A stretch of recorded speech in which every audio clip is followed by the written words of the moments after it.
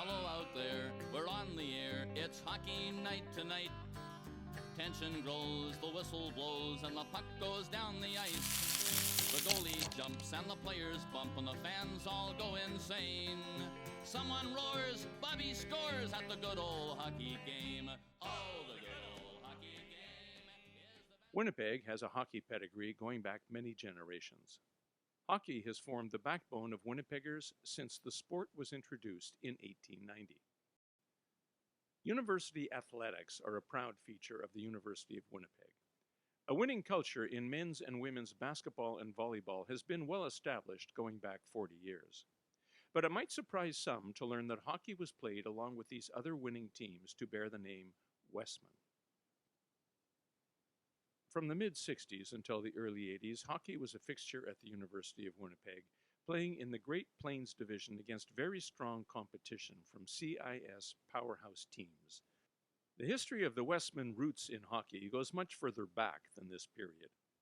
In fact, hockey at the University of Winnipeg began almost when the sport made its entry into Manitoba. At the time, the antecedent to the University of Winnipeg was Wesley College, playing in the first intercollegiate athletic league established in Manitoba. To understand the beginnings of intercollegiate hockey, we turn to author Richard Brignall.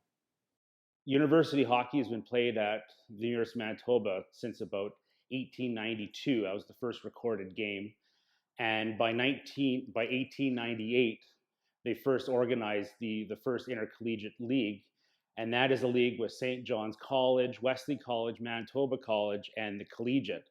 It was a way to kind of solidify the league into having a champion and really giving it some legs in the community. Because at that time, it was all about faculties playing off against each other. Law playing medicine. There's a lot of rah-rah, each faculty playing off against each other. And Wesley College was one of the first kind of organizers of that. And from that point on, it grew. That from that first four teams in 1898, it grew to not only more colleges coming into the league, but it also split into senior and junior level hockey. The intercollegiate league really mirrored how hockey, the evolution of hockey at that time, where it just wasn't a bunch of guys getting together to play hockey. It was becoming organized. They're, having records of games, having a championship trophy at the end of the year, seeing who was the leading scorer. And also what's really neat is the development of the senior and junior. And eventually at one point they had a juvenile league for the intercollegiate. And from that point on, that league was, like any sports at the university level, was really kind of a hinge pin as something for the students to do when they weren't studying. It really brought together people in the different colleges to really create a sense of community and something to cheer for. And I think it was over the years as they were playing, it was a very important part of university culture to get behind your college, to get behind your team. And from the looks of it, from championships and league play, it got really people got really into it, and it was a real rivalry, between the different colleges. And for the next, 30, 40 years, it spawned. It just continued in that, and it eventually evolved to much greater things.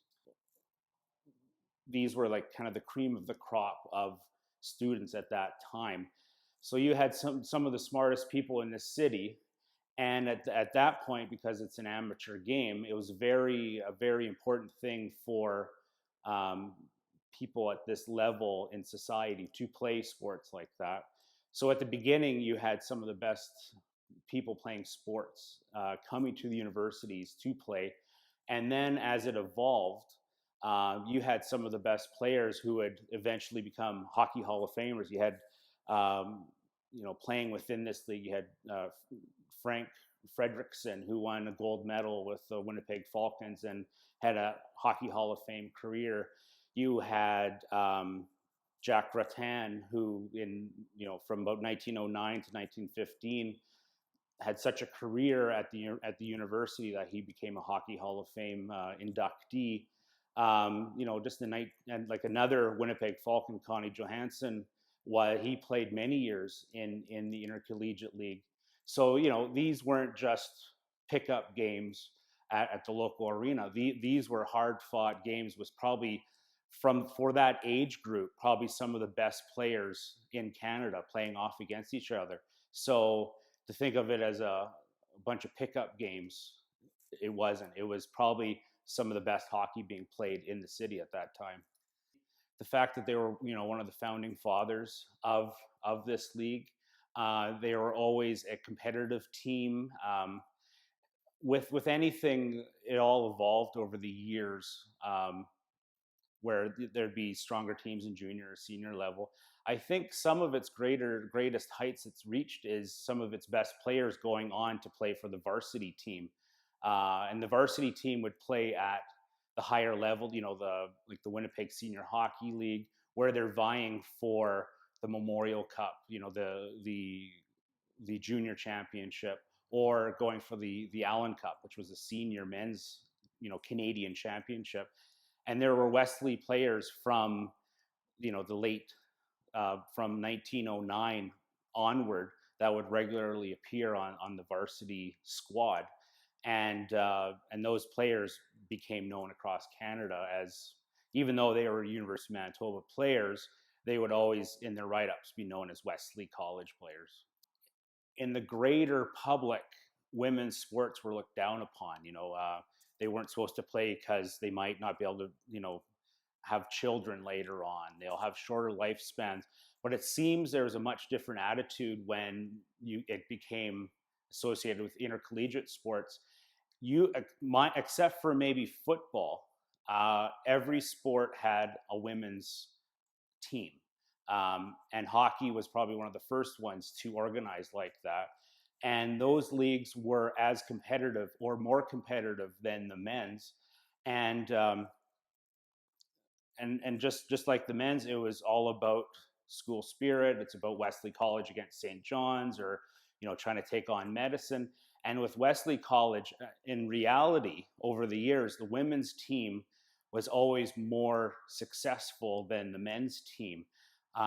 Going into the 1920s, the women's team was regularly the interfaculty champions, but many of the players from that team would go on to be on the university varsity team that would represent the University of Manitoba at the Western championships between Manitoba, Edmonton, and Saskatchewan.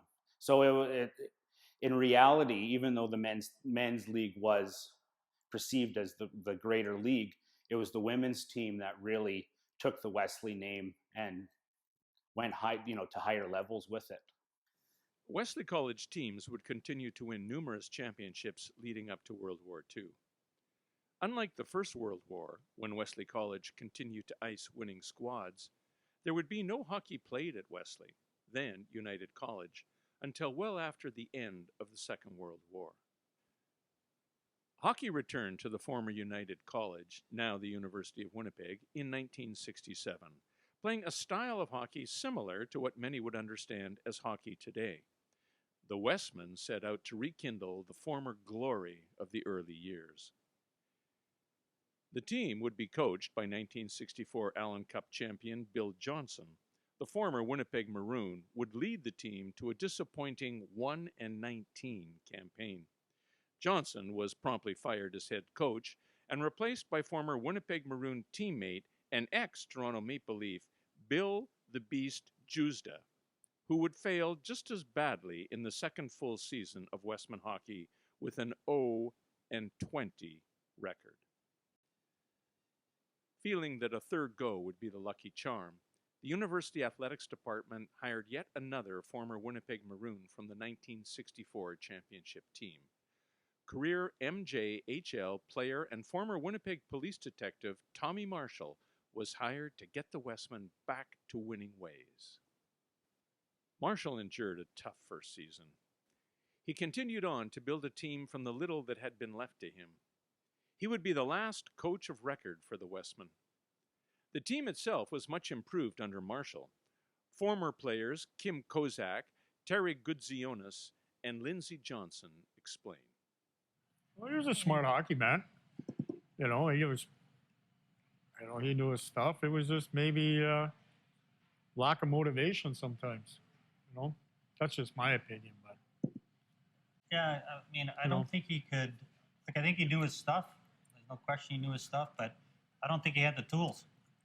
I don't think he had the recruiting and the players and stuff to be able to coach the way he wanted to coach. Like we were kind of a ragtag bunch of guys. We had like one good line, and everybody else just kind of filled in the spots. And I don't think that's he could coach to that kind of group. I think he needed a little bit more of an elite group to use whatever his talents would be. Some guys can coach at this level, and some guys are good at just bringing the peewees along. They get to a higher level, and it's too much for him. I think he was the same thing in reverse. He couldn't equate to the guys who needed real instruction, which you shouldn't need at the college level. But again, we're bringing in a lot of the talent we had was filling sweaters. As far as the recruitment and that, very, very non-existent. And yet you read the press clippings of all the, and it's not the guy down. He gave me the opportunity to play here for 4.5 years. I was blessed to meet guys like these guys here and many other people. But as far as as a coach at that level, no, I don't think he had it. When I look at it now. Well, just being truthful. I look back and I say I know Wayne Fleming, and when you saw him coach, and then in comparison to Tommy, it's like night and day. Yeah, we played against some top coaches. We played against Fleming. We played against Andy Murray. Was Andy Murray at the time. Like those are NHL guys. Yeah. Morris Mott, who played for the Canada Nats. Yeah. He was in Brandon. And who was in George Kingston when we played Saskatoon. Dave King. King in Calgary. Like there was a lot of good caliber coaches. Yeah, so Claire Drake in Alberta. Yeah. So there's, in terms of the recruitment and that, and I'm sure all those guys we mentioned did their recruiting.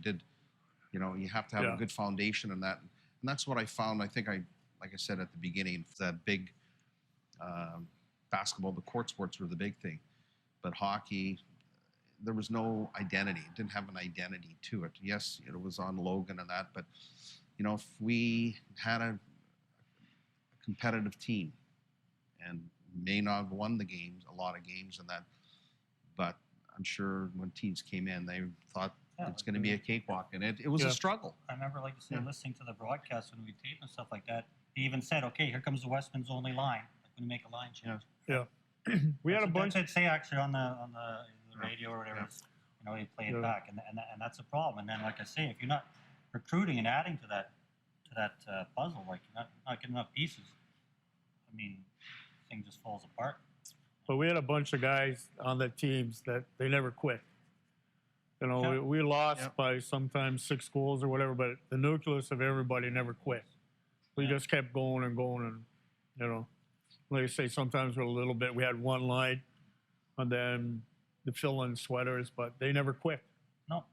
Playing with these guys, the bonding, and it was so much fun, and it was also such a higher level of hockey, not used to, but where we finally got accustomed to it, and it was just great.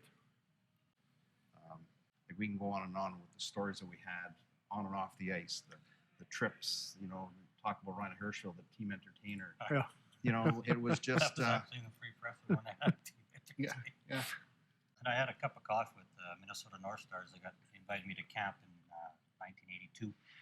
So I went to the full pro camp there with all the main team. There was 60 guys at camp, so I got that far and played a week and a half there, and then got sent down to the International League team in Toledo. But where I missed the boat, actually, Tommy, was like my last year, I think it was Hartford was coming to town around Christmas time, and they got a hold of Tom and wanted me to play, right, just to suit up for one game type thing. And he called me up and told me this stuff, and then when he looked into it, if I played the one game, he knows this is going to be like a one-game call-up. I don't know if they're short, they're on the road. I will toss a fourth-line shift at this guy. And if I played one shift even, then I was ineligible for the rest of the season. We were the underdogs. So we hated Yeah. everyone. So, we Scratch and claw we to went, get what we like got. Lindsay said, sometimes we go with 2 lines and Yeah. 2.5 lines And that and was it. 5 defensemen. And Or less. I remember know? playing. I had an 8-minute shift in one period playing defense one time. Yeah. Then we get a penalty, and then we get a power play going, and guys are hurt. And only got 3D anyways. Yeah. Just leave you out there, stuff like that. And you don't play college hockey with 3D and stuff like that, which we'd have to go to it sometimes between injuries and not dress enough guys. And Yeah. we didn't have anybody to call up. Well, we we had had- bare bones team, right? Yeah. Like there was. But I would say U of M. My team would be U of M because they were cocky bastards. Yeah. And there was a few guys there you just wanted to just stick because they were just arrogant pricks. I won't say who they are, but that'd be my team. Bisons. So I guess there was some fisticuffs. There wasn't No, a lot we of didn't fighting in fight. the league. No, chippiness. Yeah, there was more chippiness. A lot of it chippiness. was like, Yeah. Get you in the corner, I'll Yeah. tie. You Yeah, that's right. It was more of that. There wasn't a lot of. There was the odd fight, but it wasn't like when I played junior. Like it was 5-6 fights a game type thing. Yeah, I we think couldn't afford to fight because we couldn't lose guys. I think in my Yeah. 4.5 years, I think I had maybe 2 fights. I remember it was actually my last one was Manitoba. At Pioneer, it was Mark McKay. Okay. Yeah. And he ran me in the corner, and as we were skating out of the corner, and I would just yip, and he just, that was it, bang, bang, bang, and Yeah, 5 there was minutes a few later, guys. and I get the extra 2 for the instigator. So it starts back from the person that stands behind the bench. Yeah, it was very weak because here in Winnipeg, like with the Manitoba Junior League, Yeah, there's lots. Of there was a teams, lot lots of players. talented guys, Yeah. and there was nobody going to the games and say, "Hey, No, and guys come would play." guys would try out for U of M and couldn't make it, and they wouldn't not that, but they could see it. Okay, look, we can't even make it. Well, they just go there, play intramurals or play Yeah, senior hockey or something like that, and sort of kind of give up on the college game because they couldn't play there. They didn't look at this as an option because I don't think it was ever put to them. And again, and playing out there on Logan wasn't a great spot either. Like it just wasn't. You had to practice Yeah. out there and stuff. So if you could say, let's say you had a nicer rink at Civic Center, Max Bell type thing, or one year U of M played their home games at the Winnipeg Arena and stuff. Something like that. You want to play in a good facility, just like going to golf. You don't want to play on a dirt track. You want to play on a nice track. So these are all factors, right? But getting back to the recruitment, I think it all starts from the top down, and that taking ownership, building, and that in those 4.5 years that I was here, I saw, like Lindsay said, if it wasn't the players talking to players, and that in this day Talking and players, age right now, Yeah. if that would have happened, or even when we played, if we went up to Dave King and Claire Drake and said, hey, how did those, I know for a fact that those coaches went out and they had guys scouting and they had, yeah, they had a So good just like- recruiting. Like the volleyball, basketball programs that were so big here. They're at all the high school games. They're all because they're bidding against U of M because bigger school over there. The kids in Winnipeg or whatever it is, like Miles Mack. The high school is always a perennial volleyball thing. So they'd be both. They're at all the games and they're talking to the players. Come here. We're gonna go to national championship. Like some real recruiting. Like the only recruiting that was ever done is usually left player to player. Good recruiting program. Might have a shot. It was more enjoyable playing out of town. Yeah. Like going to Bemidji or Yeah. Air Little Force. crowds, Colorado Springs, all over, down to Fargo. that was more enjoyable playing out there because there were crowds and Yeah. know. yeah. even Lakehead, their little Lakehead was good everywhere. Regina. Yeah. Brandon even. Yeah. But if you don't have the facility and The program, quality program. Yeah, and the right type of coaching staff and resources. Yeah, guys won't go. The Westmen would play from 1968 until 1984, when the team was cut from the athletics department budget. Westmen hockey was finished at the University of Winnipeg. To explore the failure more deeply, we turn to former player turned economics professor Phil Serene. Well, I think,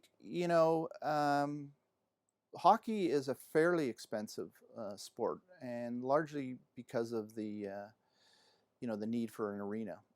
But you also need to have revenues coming in. And so even though it can be fairly expensive to operate, if you have sufficient revenues, you can make a go of it. So I think part of the problem was there wasn't sufficient revenues coming in, and we didn't really have a dedicated arena. And I think you have to have an arena, and you have to have control over marketing and all those other aspects to really generate sufficient revenues and interest to sustain, which can be a fairly expensive program.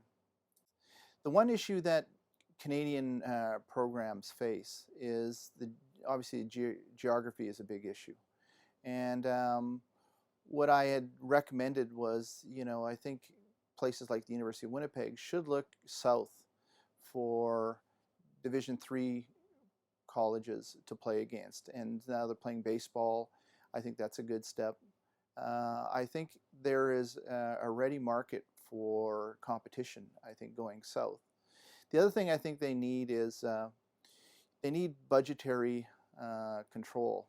What's happened in a lot of CIS programs is an independent trust has been set up to manage some of the programs. For example, the famous one is Laval football program.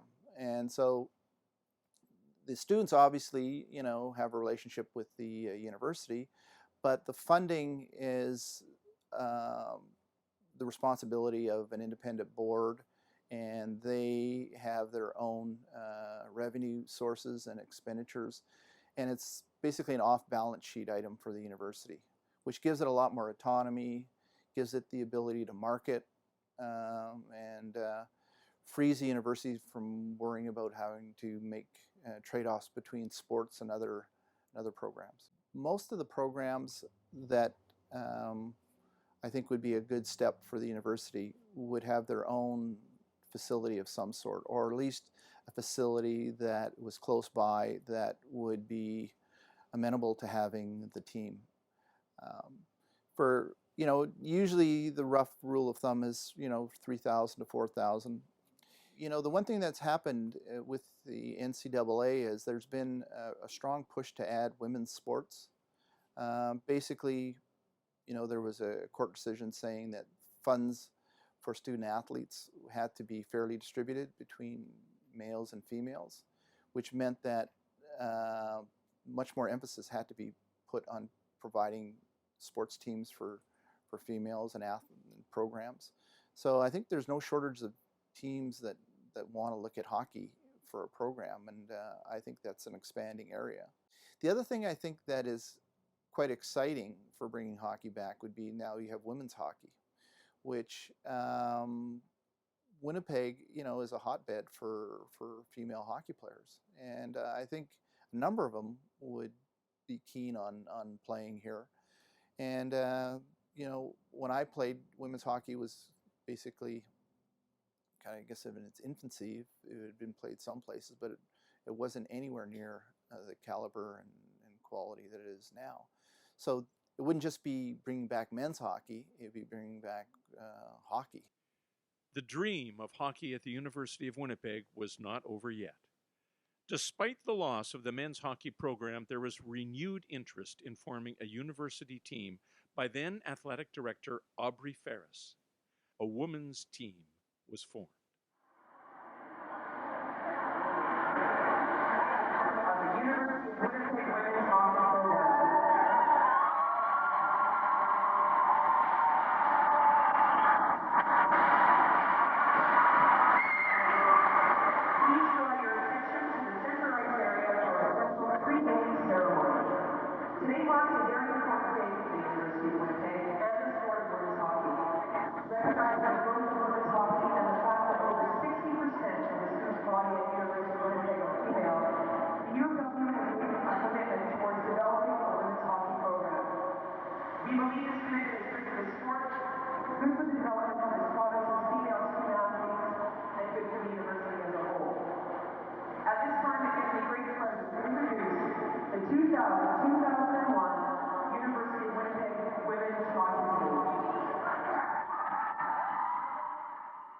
The team would start successfully as a senior women's league team. The University of Winnipeg women's hockey team would win the Manitoba Provincial Championship 4 years in a row and represent Manitoba at the ESO Women's Nationals in all 4 years of its existence. Team captain, Carla McMillan.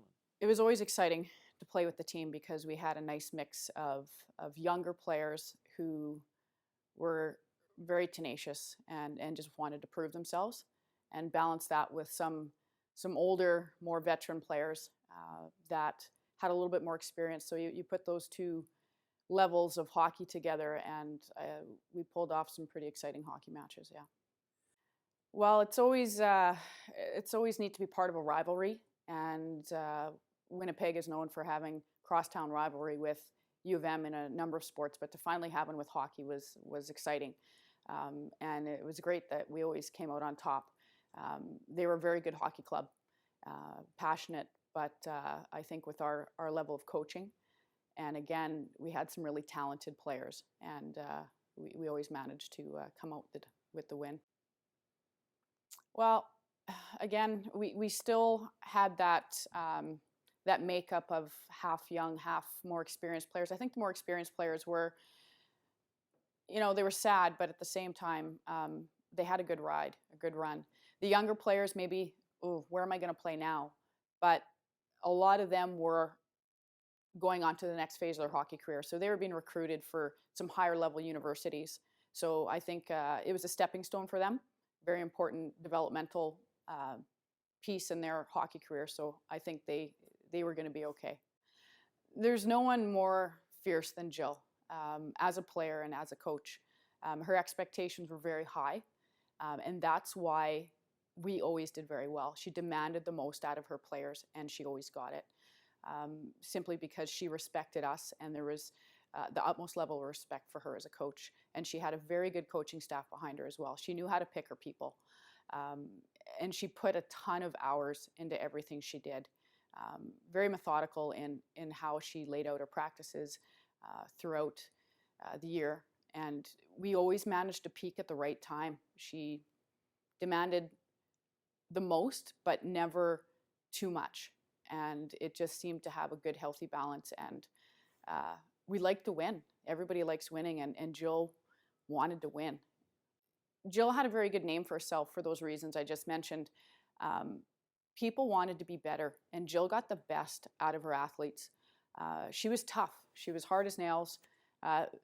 Sometimes you feared her. You didn't know what was going to happen, but you always knew that we had each other's back. She wasn't only a good coach with the tactics, and she knew how to bring her team together and make us gel.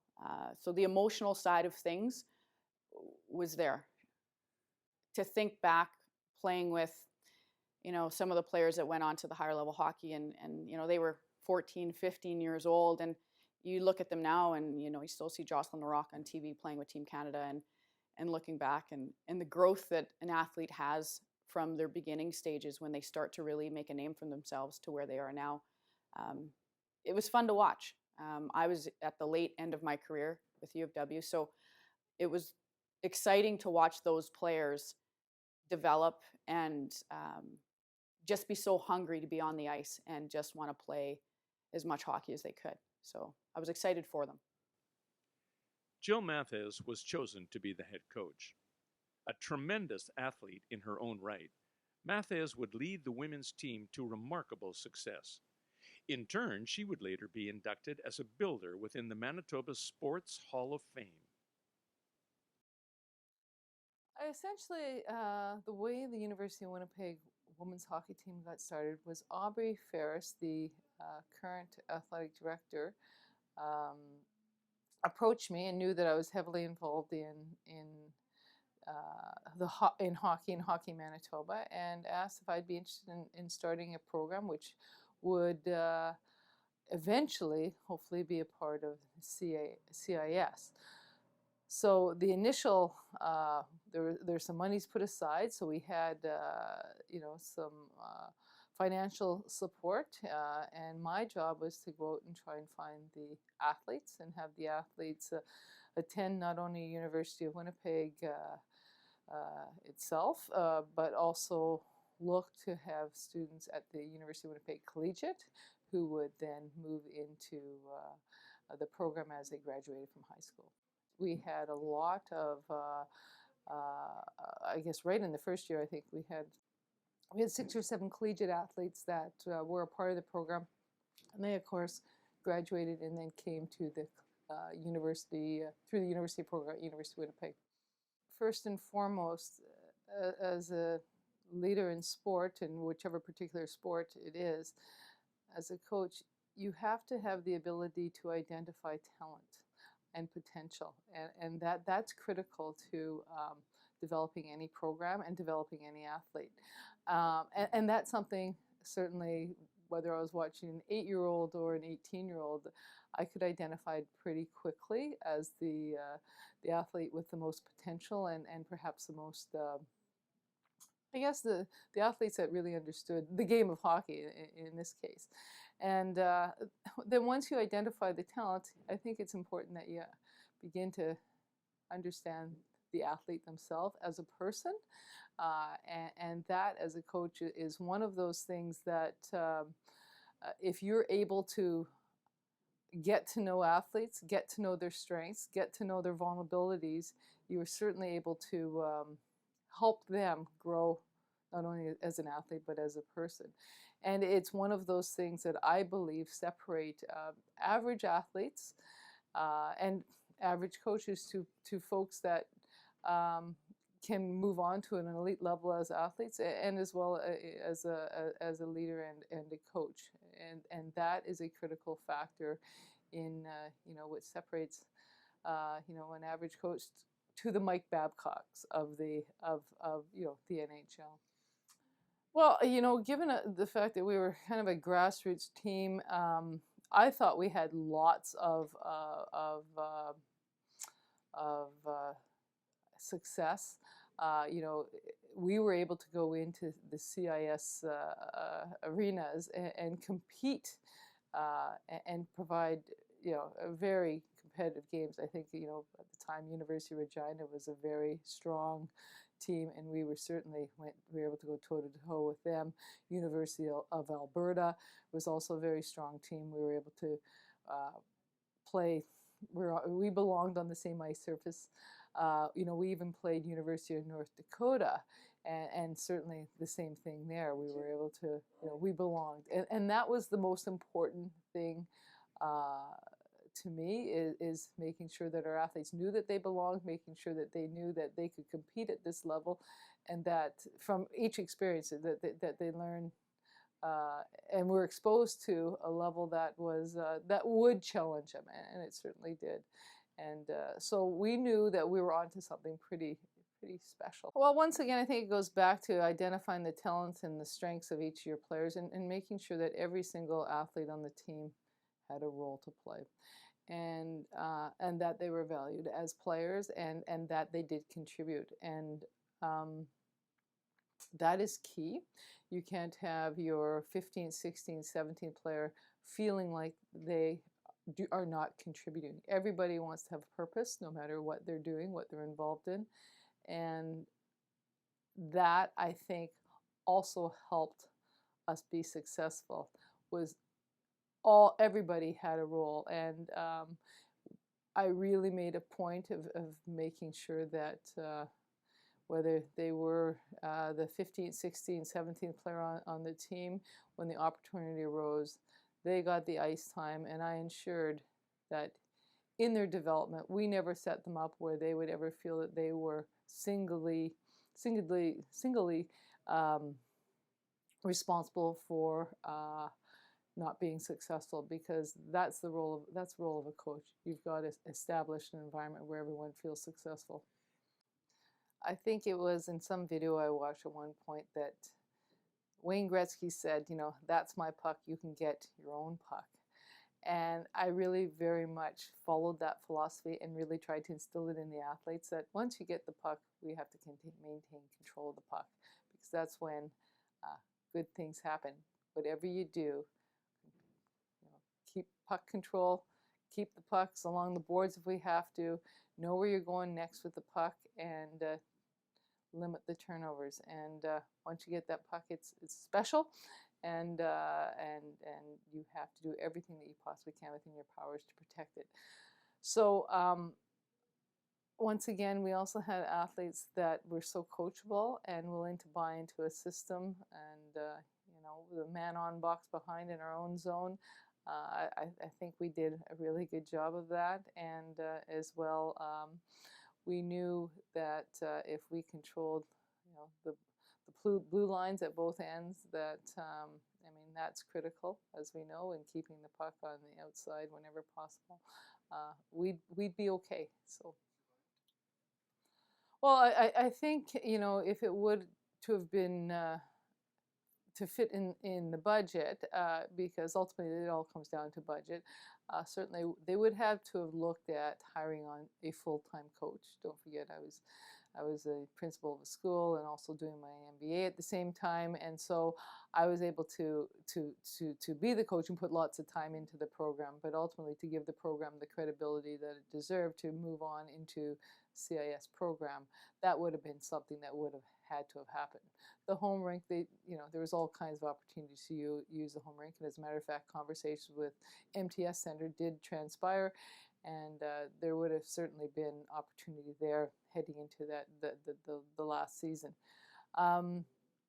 So that's what it really needed to take. We had a full commitment by our volunteer staff, and you know, running a program at an elite level like that costs a lot of money, and the university felt, I think at that time, U of M was just really beginning to get their team going, that they would probably start looking at the clients that they were serving, and that certainly was a lot of recruitment of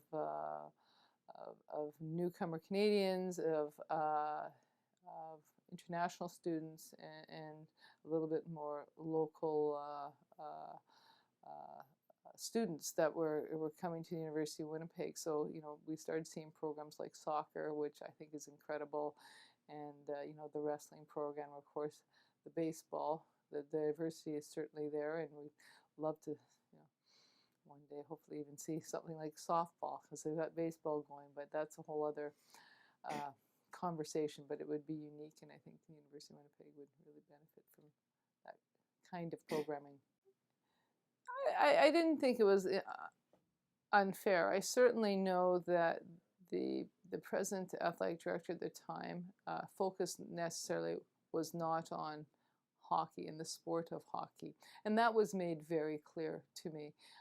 So you know, maybe it was a favor to all of us. No one wants to work in an environment where the actual sport is not something that is necessarily respected or liked. So, having said that, you know, maybe it was a favor, and you know, those talented athletes, some went on and did some other great things. So, and you know, it is what it is. The university women's team was just a year shy of becoming a CIS-ready Westmen team when it was cancelled.